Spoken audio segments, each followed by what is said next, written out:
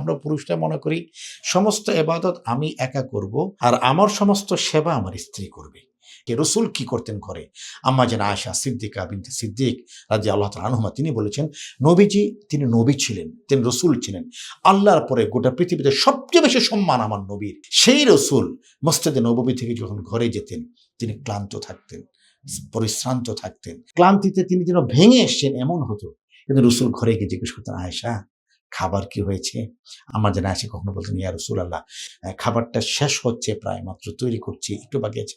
আচ্ছা আয়েশা, কোনো সমস্যা নেই, আমি জামাটা খুলে আসছি, চলো আমিও তোমার সাথে উনুনের পাড়ে যাই এবং সেখানে গিয়ে আমিও তোমাকে সময় দিই। যে আমার ওয়াইফের মূল কাজ হলো আমার সেবা করে, এটাই তার ইবাদত না। আমি যেন তাকে বলি যে শোনো না, আজকে 2টা আইটেম একটু কম হোক, আজকে আমি ওই জাস্ট ডিমের ঝোল দিয়ে খেয়ে নেবো, একটু শুটকি দিয়ে খেয়ে নেবো, আজকে তুমি একটু কোরআন তেলাওয়াত করো, আমি বসে তোমার একটু কোরআন তেলাওয়াত শুনি। মূল কথা হলো রমজানে যেন একে অন্যের সহযোগী হয়, সেই তৌফিক আল্লাহ তাআলা দান।